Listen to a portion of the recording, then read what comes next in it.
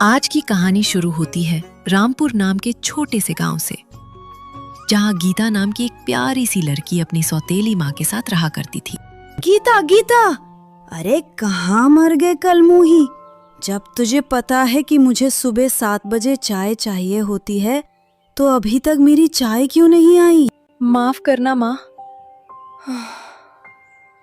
मैंने दूध गर्म करने के लिए रखा था तो आज दूध फट गया, इसलिए तबेले पर जाकर दूध लेकर आना पड़ा। इसी वजह से आपके लिए चाय बनाने में थोड़ी सी देरी हो गई। क्या कहा तूने? आज सारा दूध फट गया? अरे ऐसे कैसे फट गया? पिछले हफ्ते भी तूने दूध फाड़ दिया था, पता भी है दूध कितना महंगा आता है।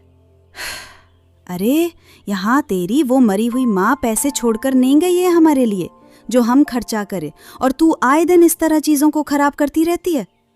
और एक वो तेरी गाय है ना, तो वो दूध देती है ना हमारे किसी काम आती है, फिर भी पता नहीं क्यों उसे यहाँ रखा हुआ है। माँ, तुम गंगा को कुछ मत कहो, वो बेचारी बीमार रहती है इसलिए दूध नहीं दे पाती, और आप हर बात पे मेरी माँ को बीच में क्यों लेकर आती हो? वो बेचारी तो इस दुनिया में अब नहीं है,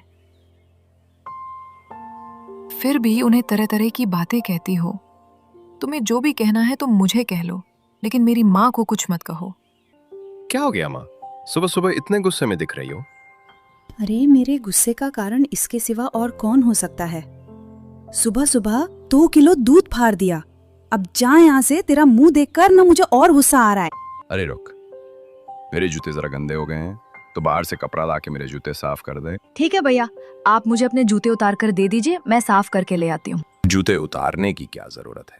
मैंने जूते पहने हुए तो हैं, तो यहीं पर बैठकर साफ कर दो। अब तुमसे जूते साफ करवाने के लिए क्या मैं इतनी मेहनत करूंगा? पहले जूते उतारूंगा, फिर दोबारा से पहनूंगा। अरे अब खड़ी खड़ी देख क्या रही है? जाना बाहर से जूता साफ करने का कपड़ा लेकर आ।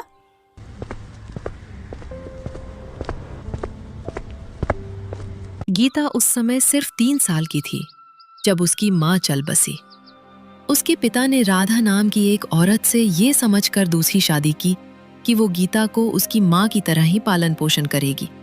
लेकिन गीता का हाल तो राधा ने घर के नौकरों से भी बदतर कर दिया था। वो उसके साथ बहुत ही बुरी तरह पेश आते थे। गीता ने अपने घर में एक गाय को पाला हुआ था जो बिल्कुल उसकी माँ की तरह उसे दुलार करती थी। जब भी गीता परेशान होती थी तो वो अपनी गाय के पास बैठकर उससे अपना दुख साझा कर लेती थी।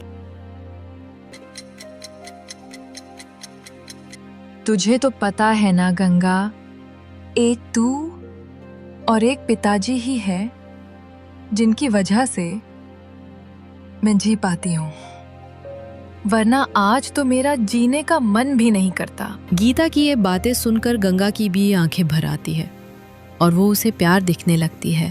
काश भगवान ने मुझे इंसान बनाया होता तो मैं तुम्हारी माँ बनकर तुम्हें बहुत प्यार करती। जिस तरह तुमने मेरा हमेशा ख्याल रखा है, काश मैं भी उसी तरह तुम्हारा ख्याल रख पाती। अरे कहाँ मर गई? अभी तक खाना बना या नहीं? इतनी देर से हम यहाँ खाने का इंतजार कर रहे हैं। अरे भूखा मारना चाहती है क्या हमें? अंदर से माँ आवाज लगा रही है। मैं जा रही हूँ गंगा, शाम को फिर तुझसे आकर मिलती हूँ। गीता आंगन से अंदर जाती है, तभी उसे अपनी सौतेली माँ और पिताजी की बातों की आवाज आती है। अरे तुम गीता से किस तरह से बात करती हो राधा? बेटी है वो हमारी, कम से कम उससे तमीज से तो बात किया करो। वो हमारी नहीं तुम्हारी बेटी है। पता नहीं वो कौन सा मनहूस दिन था जब मैं शादी करके इस घर में आ गई। अपने बच्चों के साथ साथ इस मनहूस की भी जिम्मेदारी मुझे ही संभालनी पड़ी। अच्छा होता जो ये बचपन में ही अपनी माँ के साथ ही मर जाती। तुम्हारी हिम्मत कैसे हुई राधा मेरे बेटी के बारे में ऐसा बोलने की? अरे मन तो कर रहा है कि बाहर निकाल दूं तुझे। मेरी ही मती मारी गई थी जो मैंने तुम जैसी औरत से दूसरी शादी कर ली। अरे मती तो मेरी मारी गई थी जो तुमसे शादी की। और हाँ, तुम्हारी इतनी औकात नहीं है कि तुम मुझे इस घर से निकालो। भूल ले क्या? तुमने खुद ही तो इस घर को मेरे नाम किया है। अब अगर इस घर से कोई किसी को निकाल सकता है तो वो सिर्फ मैं निकाल सकती हूँ। मेरे सामने ज़्यादा बनो मत, वरना तुम्हें और तुम्हारी बेटी दोनों को धक्के मारकर यहाँ से निकाल दूंगी। कहीं पे सर छुपाने की जगह नहीं मिलेगी तुम्हें। गीता को उन दोनों की बातें साफ साफ सुनाई दे रही थी और अपनी सौतेली माँ के मुंह से निकले ये कड़वे शब्द सुनकर गीता को बहुत बुरा लग रहा था। ठीक ही तो कहा माँ ने। अच्छा होता कि मैं अपनी माँ के साथ ही चली जाती, इस जीवन से छुटकारा तो मिलता मुझे। बिना माँ के जीवन बहुत बुरा है। जीवन में तब तक खुशी है जब तक हमारी माँ हमारे पास है। माँ तुम मुझे अपने पास बुला लो। माँ अब मेरा जीने का बिल्कुल मन नहीं करता है माँ। गीता अपनी माँ के बिना पहले ही खुद को बहुत अकेला महसूस करती थी। बस एक उसके पिता ही थे जिसके सहारे वो अपनी जिंदगी गुजार रही थी। लेकिन कुछ समय बाद उसके पिता की तबीयत भी अचानक बहुत खराब हो गई। आपके लिए पानी लेकर आती हूँ पिताजी, और आपके लिए दवाई भी खरीद कर लाती हूँ। इन देसी नुस्खों से आपकी तबीयत ठीक नहीं होने वाली है। अरे नहीं बेटी, मुझे तो बस थोड़ी सी खांसी हो गई है। मुझे बस थोड़ी सी अदरक वाली चाय बना के ला दे तो मैं ठीक हो जाऊंगा। गीता अपने पिता को पानी पिलाती है और उनके लिए तुलसी अदरक डालकर उन्हें चाय बनाकर पिलाती है। लेकिन सोहन की खांसी रुकने का नाम ही नहीं लेती। अब मैं आपकी एक भी बात नहीं सुनूंगी पिताजी। मैं अभी के अभी डॉक्टर को बुला कर लाती हूँ। मैं आपको इस हालत में और नहीं देख सकती। गीता जल्दी से पास के डॉक्टर को बुलाकर लाती है। डॉक्टर सोहन का चेकअप करते हैं। इनकी हालत तो सचमुच में काफी गंभीर लगती है। मुझे लगता है कि इनकी बॉडी में जरूर कोई इन्फेक्शन हुआ है। जितनी जल्दी हो सके इन्हें अस्पताल में भर्ती करवा दीजिए। ठीक है डॉक्टर साहब। आपकी फीस कितनी हुई? नहीं गीता, आप लोग तो मेरे पड़ोसी हो, मैं आपसे फीस नहीं ले सकता। बस आप जल्दी से जल्दी अपने पिताजी को अस्पताल में भर्ती करवा दीजिए। उन्हें इस वक्त इलाज की सख्त जरूरत है। डॉक्टर गीता को कुछ दवाइयां देकर वहां से चले जाते हैं। गीता अपनी सौतेली माँ से इस बारे में बात करती है। तुझे एक पैसा नहीं देने वाली। सरकार ने इतने सारे मुफ्त सरकारी अस्पताल खोले हैं ना, तू वहां जाके इसका इलाज करवा। मेरे पास इसके ऊपर खर्च करने के लिए पैसे नहीं है। ऐसा कैसे कह सकती है माँ? मैं मानती हूं कि मैं आपकी सगी औलाद नहीं हूं, तो आप मुझसे चिढ़ती हैं। लेकिन वो तो आपके पति है ना, कम से कम आप उनका तो थोड़ा ख्याल कीजिए। अरे वो मेरा पति है, इसलिए तो कह रही हूँ कि उसे सरकारी अस्पताल में ले जा। जब कोई काम मुफ्त में हो सकता है तो उसके लिए पैसे लगाने जरूरी है क्या? मेरी बात अच्छे से समझ गई ना? देखिए माँ, मैं आपके आगे हाथ जोड़ती हूँ। पिताजी का इलाज करवाना इस समय बहुत जरूरी है माँ। और सरकारी अस्पतालों का हाथ तो आप जानती ही है ना।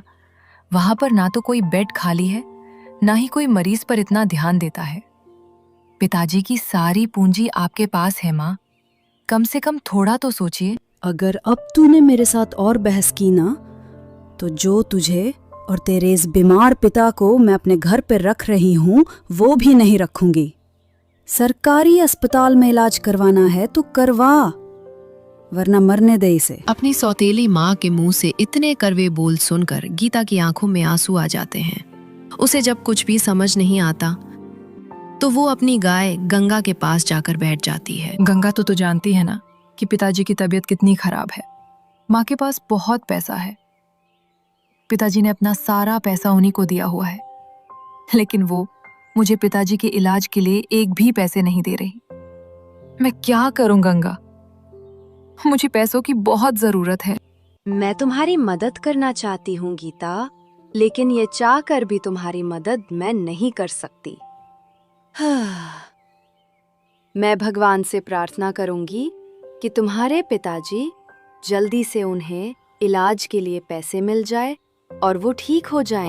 गीता रोती हुई अपनी गंगा से बातें कर ही रही थी कि तभी पड़ोस में रहने वाली मनोरमा चाची गीता को रोते हुए देखकर वहां आती है अरे गीता, क्या बात है बेटा, तेरी आंखों में आंसू क्यों है? घर में सब कुछ ठीक तो है ना? तेरी सौतेली माँ ने तुझे फिर से कुछ कहा क्या? नहीं काकी, पिताजी की तबीयत बहुत खराब है और उनके इलाज के लिए भी मेरे पास पैसे नहीं हैं। अच्छी तरह समझती हो बेटा, उस राधा ने तेरे पिताजी के सारे पैसों को हथिया हुआ है और अब वो जरूर तुझे इनके इलाज के लिए भी पैसे देने से मना कर रही होगी। लेकिन तू चिंता मत कर, हम सब पड़ोसी हैं ना, हम थोड़ा थोड़ा करके कुछ पैसे जमा करेंगे। बहुत बहुत धन्यवाद भगवान, आपकी सारी मनोकामना पूरी करें। चाहे जैसे भी सही, कम से कम पैसों का प्रबंध तो हुआ।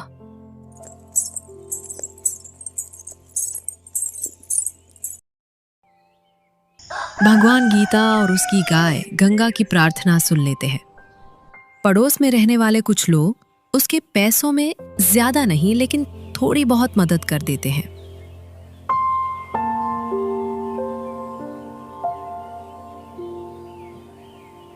उन पैसों से गीता अपने पिता को अस्पताल ले जाती है। देखिए, अब दवाइयों से इनका कुछ नहीं होने वाला।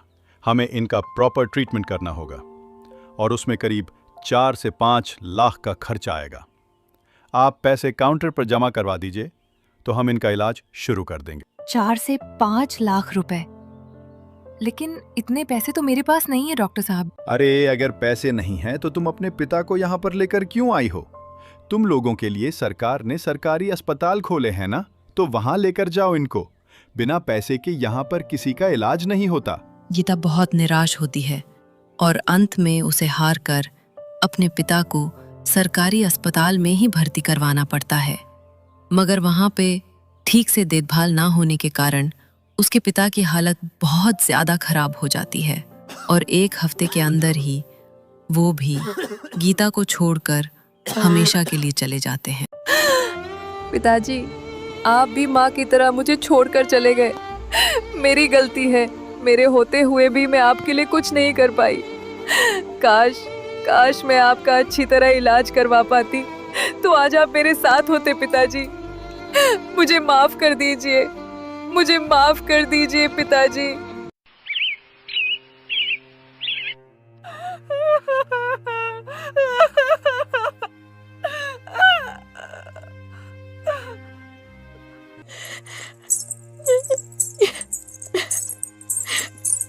अरे बस कर अब, तब से रो रो के मेरे सर में दर्द कर दिया है इसने।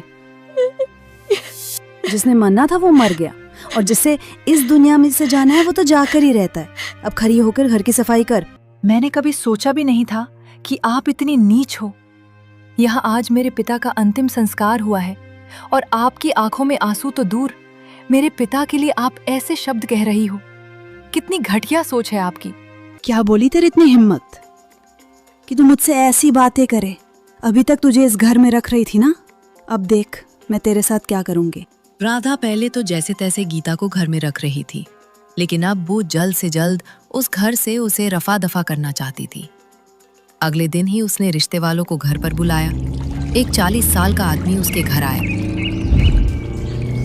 गीता, जा जल्दी से चाय नाश्ता लेकर आ। गीता जल्दी से चाय नाश्ता लेने चली जाती है।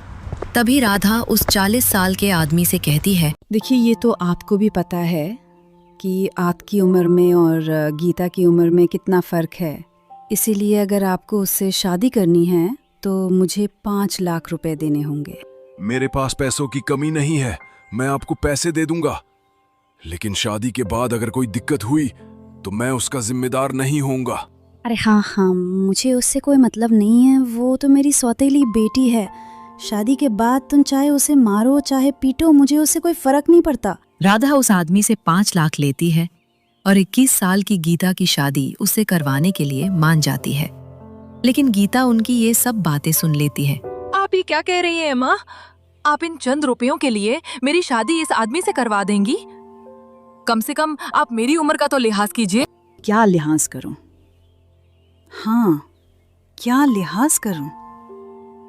मैं तेरी उम्र का, ना तो तेरे सर पे तेरी माँ का हाथ है ना तेरे बाप का साया, तो कौन करेगा तुझ जैसी लड़की से ब्याह? मुश्किल से ये रिश्ता आया तो चुपचाप ब्याह कर ले और चली जा अपने ससुराल, वरना पूरी जिंदगी में तुझे यहाँ पे बिठा के तो नहीं रखने वाली। या तू शादी करके इस घर से जा या फिर इस घर से निकल के रोडों पे भटक। अरे ये तो पहले से ही इतना हंगामा कर रही है। अगर शादी के बाद इसने मेरे साथ क्लेश किया तो मैं अपने सारे पैसे ले जाऊंगा। ये सब बातें सुनकर गीता के आंसू रुकने का नाम ही नहीं ले रहे थे। पहले तो उसके पिता जिंदा थे तो वो इतनी ज्यादा नहीं घबराती थी, लेकिन अब अपने पिता के जाने के बाद वो और ज्यादा अकेली हो गई। वो जल्दी से दौड़कर अपनी गाय गंगा के पास जाती है। गंगा, गंगा मेरी मदद कर माँ। मेरी शादी 40 साल के आदमी से करवाना चाहती है। मैं इतनी ज्यादा उम्र वाले आदमी से शादी नहीं करना चाहती। गंगा। ये बात सुनकर गंगा के चेहरे पर भी परेशानी के भाव आ जाते हैं। हे भगवान, कुछ करो। ये राधा तो गीता के साथ बहुत गलत कर रही है। अगर उस आदमी ने गीता के साथ शादी कर ली तो वो इसे बहुत परेशान करेगा। गीता गंगा से लिपट कर रोने लगती है। तभी राधा पूरे गुस्से में बाहर आती है। मुझे पता था मुझे कि तू यहाँ इसी के साथ होगी। और ये क्या बर्ताव किया तूने उसके सामने? भूल मत, अब वो तेरा होने वाला पति है और तुझे उसकी इज्जत ही करनी होगी। मैं उससे शादी नहीं करूंगी माँ। आज तक हमेशा मुझ पर आपने बहुत अत्याचार किया है, लेकिन अब मैं अपने ऊपर अत्याचार नहीं होने दूंगी। ऐसे कैसे नहीं सहेगी? पूरे 5 लाख रुपए लिए हैं मैंने उससे।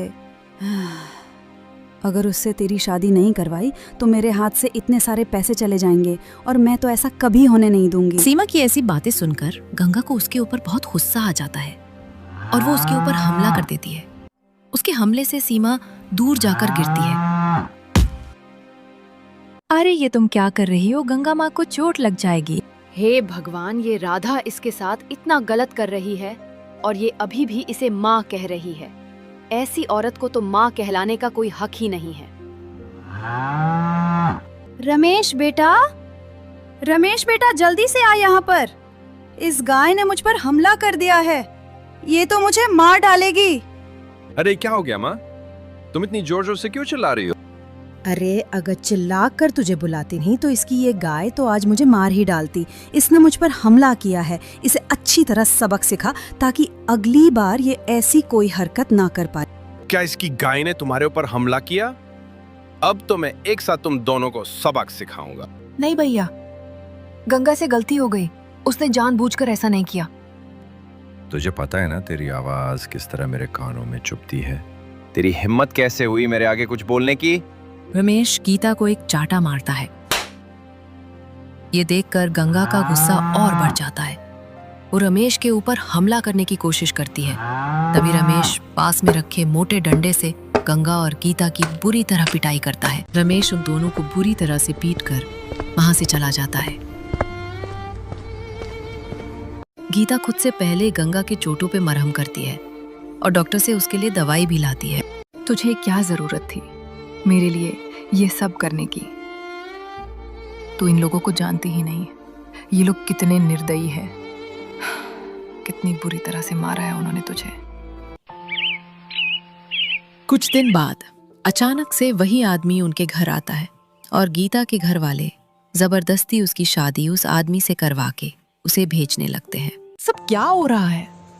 आप लोग इस तरह मेरे साथ जबरदस्ती नहीं कर सकते। मैं ये शादी नहीं करूंगा। अब तो तेरी शादी हो चुकी है। अब तू चाहकर भी कुछ नहीं कर सकती। अब ये आपकी अमानत है, आप इसे अपने साथ ले जाइए। गीता की सौतेली माँ जबरदस्ती उसकी शादी कर देती है और जबरदस्ती उसे वहां से भेज दिया जाता है। जब गीता विदा हो रही थी तो वो गंगा से मिलना चाहती थी, लेकिन किसी ने भी उसे गंगा से मिलने नहीं दिया।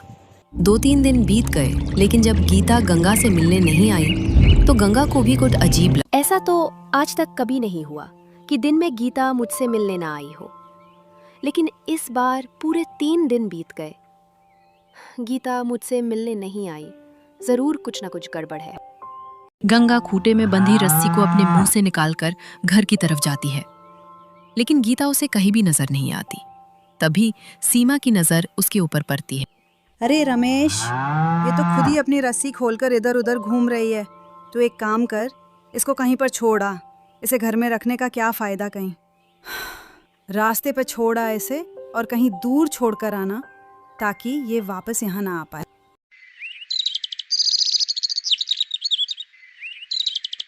रमेश उसे दूसरे गांव के रास्ते पर छोड़ आता है। गंगा को कुछ भी समझ नहीं आ रहा था कि आखिर ये सब क्या चल रहा है। तभी उसके दिमाग में वो बात आती है, कहीं इन लोगों ने गीता की जबरदस्ती शादी करके उसे भेज तो नहीं दिया? शायद इसलिए वो मुझसे मिलने नहीं आ पाई। अगर ऐसा है तो गीता बहुत बड़ी मुसीबत में होगी। मुझे उसे ढूंढना होगा। हे भगवान, मेरी मदद कर। मैं तो ठहरी एक जानवर, किसी इंसान से बात करके मदद भी नहीं मांग सकती। तू मुझे सही रास्ता दिखा और गीता के पास पहुंचा दे। गंगा का इतना कहना था कि तभी रास्ते पर चल रहा एक आदमी गंगा के पास आता है। अरे वाह, ये तो बहुत ही अच्छी गाय है। इसे अपने घर ले जाता हूँ। मेरी पत्नी देखेगी तो बहुत खुश हो जाएगी। आदमी गंगा को अपने साथ ले जाने लगता है और गंगा भी उसके साथ साथ चल देती है। वो गंगा को अपने घर ले जाकर घर के बाहर आंगन में खूंटी लगाकर बांध देता है। भगवान, मैंने तुझसे प्रार्थना की थी कि मुझे गीता के पास भेज दे, लेकिन तूने मुझे कहाँ भेज दिया? अब उसने मुझे यहाँ बांध दिया तो मैं गीता को कैसे ढूंढूंगी? गंगा मन ही मन भगवान से बातें कर रही थी कि तभी सामने के घर से गीता जैसी आवाज सुनाई देती है। लेकिन उसका पति शराब पीकर उसे बहुत बुरी तरह पीट रहा था। मुझे मत मारो, जाने दो मुझे। तू कहाँ है गंगा? मेरी मदद कर। कोई नहीं आयोग तुझे बचाने अब। गंगा गीता की आवाज पहचान जाती है। वो खूंटा तोड़ने के लिए बार बार आगे की तरफ बढ़ने लगती है। गीता के चिल्लाने की आवाज सुन सुनकर गंगा को बहुत गुस्सा आ रहा था और गुस्से में वो खूंटा तोड़ देती है और सीधे सामने वाले घर में घुस जाती है। वो जब देवीलाल गीता के पति को गीता पर हाथ उठाते हुए देखती है तो अपनी सींगों से उसके ऊपर वार करने लगती है। तू आ गई गंगा। एक तू ही तू है इस दुनिया में मेरी। चल हम दोनों यहाँ से चलते हैं। गंगा को शांत करने की कोशिश करती है, लेकिन गंगा देवीलाल को अपने सींगों से बुरा हाल कर देती है। देवीलाल ने गीता को बहुत ज्यादा पीटा था, जिस वजह से वो बेहोश हो जाती है। लेकिन गंगा उसे जमीन पे नहीं गिरने देती, बल्कि उसे अपनी पीठ पे लाद लेती है और वहां से सीधे गीता के घर जाती है, जिस पर उसकी सौतेली माँ और सौतेले भाई ने कब्जा किया हुआ था। वो सीधी जाकर रमेश के ऊपर हमला करती है। हे भगवान, ये वापस हमारे घर में कहाँ से आ गई? अरे रे, छोड़ मेरे बेटे को, छोड़। गंगा और जोर जोर से रमेश के ऊपर हमला करने लगती है और सीमा के ऊपर भी हमला करने लगती है। वो दोनों बुरी तरह से घायल हो जाते हैं। देख, मेरा बेटा मर जाएगा। अरे मैं समझ रही हूँ कि तू इसे क्यों मार रही है, लेकिन मैं ये घर इसके नाम पे कर दूंगी। तू बस मेरे बेटे को छोड़ दे। गंगा गुस्से में सीमा की तरफ देखती है और जोर जोर से आवाजें निकालने लगती है। अपने बेटे की जान बचाने के लिए राधा जल्दी से घर के कागजात पर दस्तखत करके घर को गीता के नाम पर कर देती है। देख, मैंने ये घर गीता के नाम पर कर दिया है। अरे अब तो मेरे बेटे को छोड़ दे। गंगा गुस्से में राधा को अपने सींगों से उछाल कर फेंकती है और राधा का सर सीधा दीवार से जाकर लगता है और मौके पर ही उसकी मौत हो जाती है। जब पुलिस वहां आती है तो सबसे पहले गीता और रमेश को अस्पताल पहुंचाया जाता है। होश में आने के बाद गीता अब अपना बयान देती है।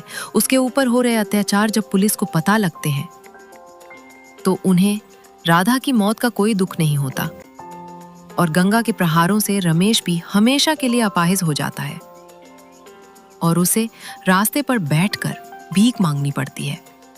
लेकिन गंगा गीता को इंसाफ दिलाकर ही रहती है।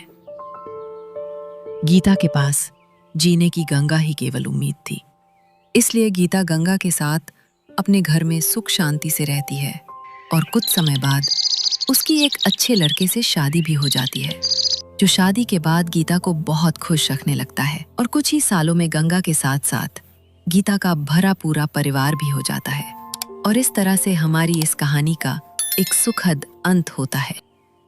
के एक छोटे से गांव में किशन नाम का एक गरीब आदमी अपनी पत्नी राधा और बेटे राजू के साथ रहता था। किशन के पास एक छोटा सा ठेला था जिस पर समोसे बेचकर अपना गुजारा करता था। उसकी पत्नी अक्सर बीमार रहती थी, जिसकी वजह से किशन जो भी पैसे कमाता वो राधा की दवाई में ही खर्च हो जाया करते थे।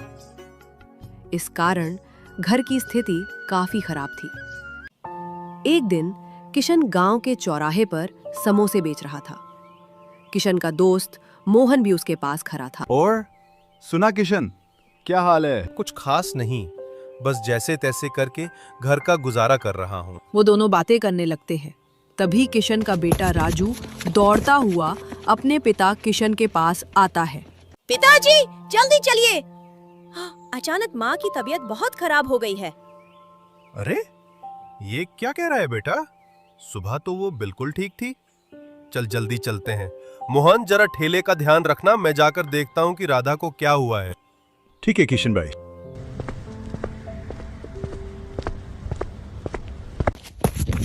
किशन घबराकर घर की ओर दौड़ता है। घर के अंदर पहुंचते ही वह देखता है कि उसकी पत्नी राधा चारपाई पर बेजान पड़ी होती है। उसका चेहरा पीला पड़ चुका था। आप राजू का ध्यान रखना। मेरी जिंदगी का अब कोई भरोसा नहीं है। नहीं राधा, ऐसा मत कह, तू जल्द ठीक हो जाएगी। मैं वैद्य को बुलाता हूँ।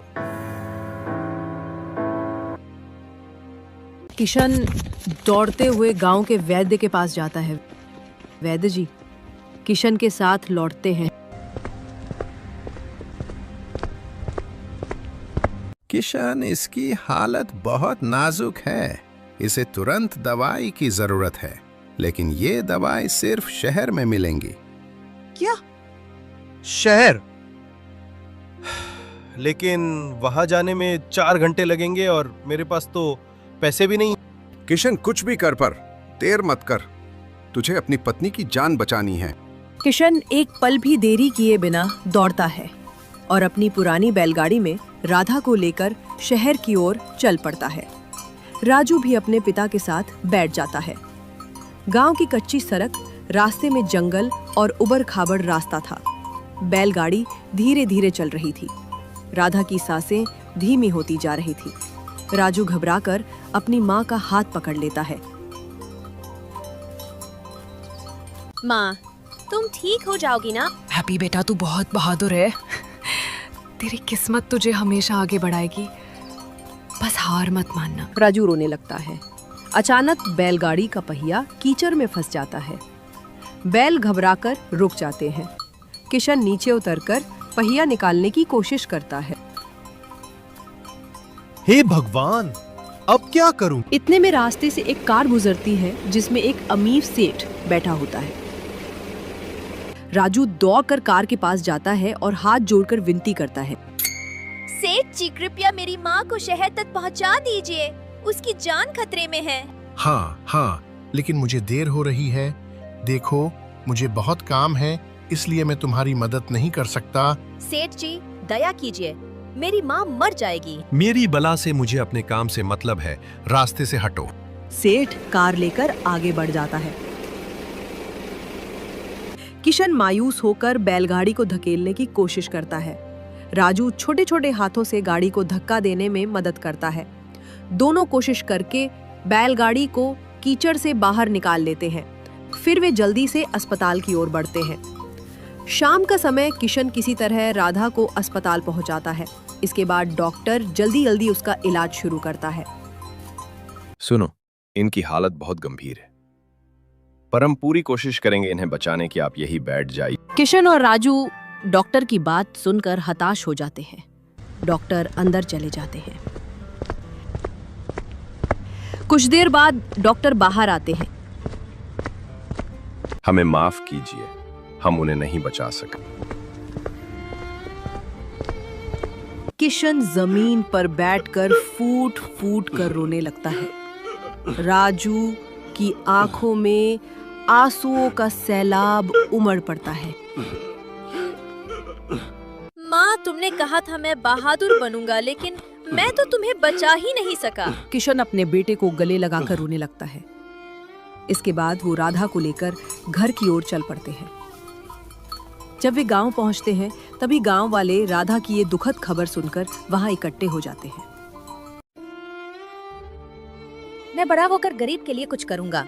जो अमीर होकर गरीबों को ठुकरा देते हैं, मैं उनके लिए इंसाफ करूंगा।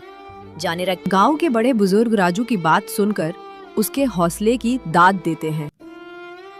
राजू की आंखों में मां की यादें और संघर्ष का संकल्प साफ दिखाई देता है।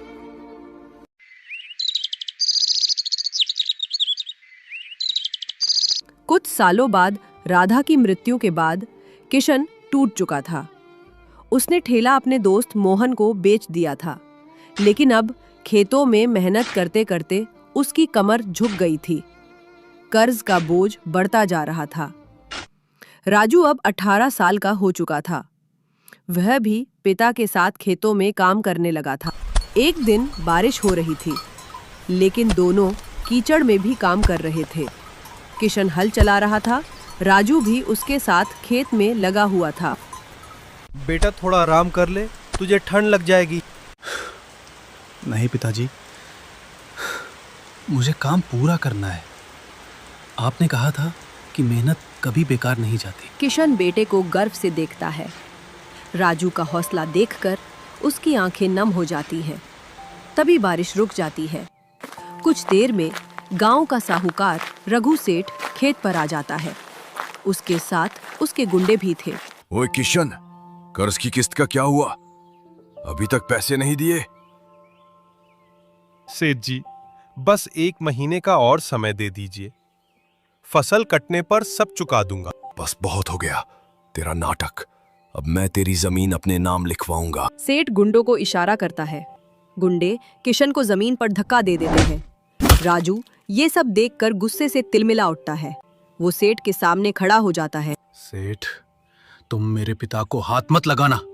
अबे छोटू, तू मुझे धमकी देगा? चल भाग यहाँ से। सेठ राजू को धक्का देता है।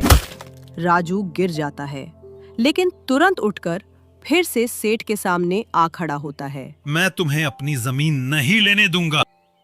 तभी एक गांव का मुखिया वहां से गुजर रहा होता है। वो ये सब देखकर वहां पहुंचता है। तभी रघु, ये तुम किया कर रहे हो? मुखिया जी, मैं तो इनसे अपना कर्ज लेने के लिए आया हूँ। ये कौन सा तरीका है तुम्हारा कर्ज लेने का? इस प्रकार लोगों को मारकर कर्ज लिया जाता है? मुखिया जी, इसके लिए मैं माफी चाहता हूँ, पर आप ही बताइए, 2 साल हो गए, इसने आज तक मेरा कर्ज देने का नाम नहीं लिया। मुखिया जी, मुझे बस अपना उधार चाहिए। मुखिया जी, आप तो जानते हैं कि मैं किन परिस्थितियों से गुजरा हूं। मैंने सेठ रघु का कर्ज देने से कभी मना नहीं किया। बस मुझे थोड़ा और समय दे दीजिए, मैं जल्द ही खर्च चुका दूंगा। ठीक है, मैं तुम्हें 6 महीने का और समय दिलवा रहा हूं। 6 महीने के अंदर रघु का कर्ज चुका देना, ठीक है? मुखिया जी, आपका बहुत बहुत धन्यवाद। रघु सेठ मुखिया के इस प्रकार विरोध करने से डर जाता है, इसलिए वह गुस्से में भुन-भुना हुआ वहां से चला जाता है। रात का समय किशन और राजू के अंदर बैठे थे। बेटा, मैं तुझे और आगे पढ़ाना चाहता था, लेकिन हालात ने तुझे खेतों में लगा दिया। नहीं पिताजी, मैं पढ़ूंगा और इतना बड़ा आदमी बनूंगा कि किसी गरीब को कभी किसी सेठ से भीख नहीं मांगनी पड़ेगी। किशन बेटे को देखकर भावुक हो जाता है। राजू अपनी माँ की तस्वीर के सामने बैठकर बोलता है, माँ, मुझे शक्ति देना ताकि मैं अपने पिता का सहारा बन सकूं। राजू उसी रात पढ़ाई करने का संकल्प लेता है। वह दिन में खेतों में काम करता और रात को दिए की रोशनी में पढ़ाई करता। उसकी आंखों में एक सपना था।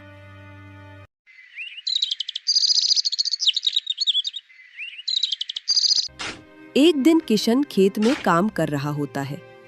काम करते करते अचानक वो जमीन पर गिर जाता है। राजू दौड़कर अपने पिता के पास आता है। किशन का शरीर बुरी तरह कांप रहा होता है।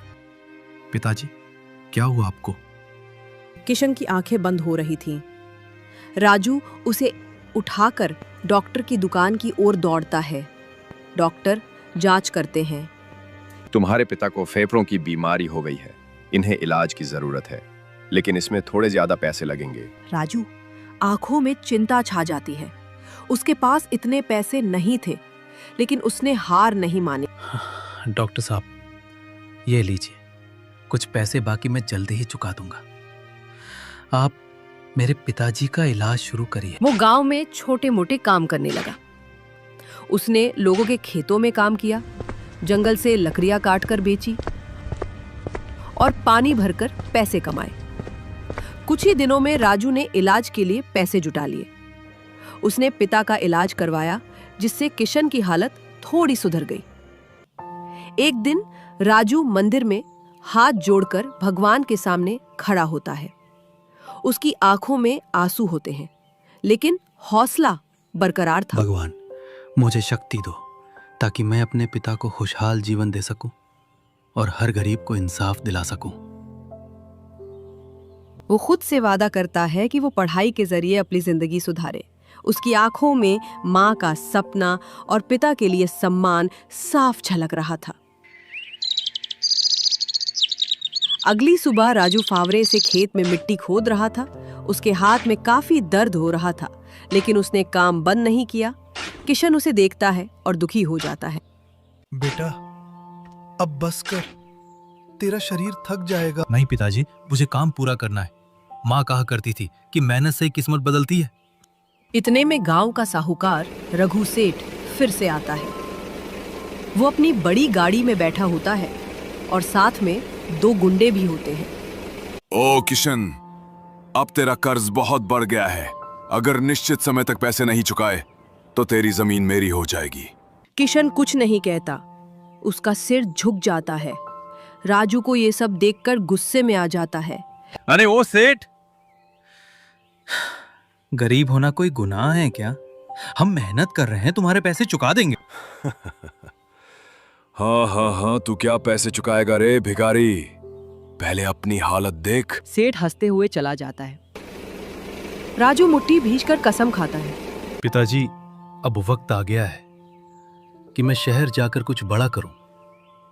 मैं वादा करता हूं कि आपको कभी किसी के सामने झुकने नहीं दूंगा। बेटा, शहर बहुत बड़ा है, वहां तेरा कोई नहीं है, वहां तुझे कौन संभालेगा? पिताजी, आपने मुझे सिखाया है कि मेहनत करने वाले कभी हारते नहीं।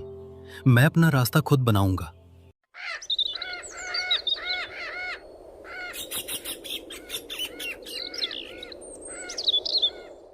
राजू उनके पैर छूकर आशीर्वाद लेता है। फिर वो एक छोटी सी पोटली लेकर बस स्टॉप पर पहुंचता है। इसके बाद में बैठ जाता है। बस धीरे धीरे गांव से दूर चली जाती है। किशन दूर तक बस को जाते हुए देखता रहता है। उसकी आंखों में गर्व और चिंता दोनों थे। राजू बस से उतरता है। शहर में पहुंचकर उसे बहुत अजीब महसूस हो रहा था। उसे गांव की सादगी याद आती है, लेकिन वो अपने कदम आगे बढ़ाता है। राजू एक कारखाने के बाहर जाकर खड़ा हो जाता है। उसे भूख लगी थी, लेकिन जेब में पैसे नहीं थे। वो कारखाने के मालिक से काम मांगता है। मालिक जी, मुझे काम चाहिए। मैं कुछ भी कर लूंगा, बस रहने और खाने की जगह मिल जाए। सुनो, यहाँ कई लोग काम मांगने आते हैं पर 2 दिन में भाग जाते हैं। तुझ पर भरोसा कैसे करूं? मालिक जी, मुझे एक मौका दीजिए, मैं मेहनत से काम करूंगा। मालिक राजू को काम दे देता है। राजू बिना किसी शिकायत के मेहनत से काम करता है। वो भारी बोझ ढोने लगता है। अगली सुबह कारखाने का मैनेजर राजू को काम करते हुए देखता है। वो उसके ऊपर बिना किसी गलती के गुस्सा निकालने लगता है। ओ लड़के, इतनी धीरे धीरे काम कर रहा है, जरा जल्दी कर काम, चोरों की यहाँ कोई जरूरत नहीं है। राजू बिना कुछ कहे तेजी से सामान ढोने लगता है। वो थका हुआ था, लेकिन उसने हार नहीं मानी। राजू दिन में काम करता और रात में किताबें पढ़ता। उसकी आंखों में पढ़ाई का जुनून सवार था। रात का समय। राजू एक छोटी सी झुग्गी में रहता था। वहां सिर्फ एक पुरानी चारपाई और एक दिया था। वो दिए की मध्यम रोशनी में देर रात तक पढ़ाई करता। उसकी आंखों में नींद होती, लेकिन उसका सपना उसे सोने नहीं देता। मुझे मेहनत करनी ही होगी। पिताजी का सपना पूरा करना है। हे भगवान, मुझे हिम्मत देना ताकि मैं अपने पिता का सपना पूरा कर सकूं। राजू के कपड़े पुराने हो गए थे, लेकिन उसकी हिम्मत नहीं थी। धीरे धीरे वो प्रतियोगी परीक्षाओं की तैयारी करने लगा। कई सालों की मेहनत के बाद अर्जुन एक बड़ी सरकारी नौकरी की परीक्षा देकर मंदिर में भगवान के सामने हाथ जोड़कर प्रार्थना कर रहा होता है। भगवान, मुझे हिम्मत देना ताकि मैं अपने पिता का सपना पूरा कर सकूं। कुछ दिन बाद राजू अपनी झोपड़ी के बाहर बैठा हुआ था। उसकी आंखें सूजी हुई थी क्योंकि वो रात भर जागकर तैयारी करता था। तभी एक डाकिया उसके पास आता है और उसे एक लिफाफा देता है। वो कांपते हाथों से लिफाफा खोलता है। उसकी आंखें चमक उठती हैं। राजू का उस नौकरी में सिलेक्शन हो गया था। उसकी मेहनत रंग लाई थी। वाह, मैंने कर दिखाया। पिताजी का सपना पूरा हो गया। वो खुशी में फूट फूट कर रोने लगता है। 2 महीने बाद राजू बड़ी गाड़ी में बैठकर गांव लौटता है। वो अब एक सरकारी अधिकारी बन चुका था। गांव वाले उसे देखकर हैरान रह जाते हैं। किशन, जो अब बूढ़ा हो गया था, बेटे को देखकर अपने आंसू रोक नहीं पाता। बेटा, तू सच में मेहनती और अपनी माँ का बहादुर बेटा है। तूने अपना वादा पूरा कर दिया। आज तेरी माँ भी बहुत खुश होगी। गांव वाले राजू की सफलता से बहुत खुश थे। रघु सेठ, जो कभी राजू का अपमान करता था, अब उसे हाथ जोड़कर माफी मांगता है। राजू बेटा, मुझे माफ कर दो। मैंने तुम्हारे साथ बहुत बुरा किया। माफ करना तो इंसानियत का धर्म है, लेकिन गरीबों का अपमान मत करना, क्योंकि किस्मत कभी भी पलट सकती है। राजू अब गांव के लिए काम करने लगा था। उसने गांव में एक अस्पताल बनवाया, जिससे लोगों को मुफ्त इलाज मिलने लगा। उसने गांव में स्कूल और पानी की व्यवस्था शुरू करवाई। वह रोज गांव वालों के बीच बैठकर उनकी समस्याएं सुनता था। एक दिन चौपाल पर राजू गांव वालों से बात करता है। दोस्तों, मैंने गरीबी का दर्द सहा है, भूख और अपमान को देखा है, लेकिन मैंने हार नहीं मानी। मेहनत ही इंसान की सबसे बड़ी पूंजी होती है। और पिताजी, आप ही मेरे लिए भगवान हैं। आपकी तपस्या और संघर्ष ने ही मुझे आज इस मुकाम तक पहुंचाया है। मुझे बहुत दुख है कि इस सफलता में मेरी माँ मेरे साथ नहीं है। किशन की आंखों में खुशी के आंसू आ जाते हैं। बेटा, मुझे तुझ पर गर्व है। तूने मेरा सपना पूरा किया। अब ये गांव तुझ पर नाज करेगा। इसके बाद राजू शाम को गांव के मंदिर में जाता है। वो भगवान के सामने हाथ जोड़कर खड़ा होता है। उसकी आंखों में कृतज्ञता होती है। हे भगवान, आपने मुझे शक्ति दी, मेरे पिता का सपना पूरा करवाया। मैं सदा आपकी कृपा का आभारी रहूंगा।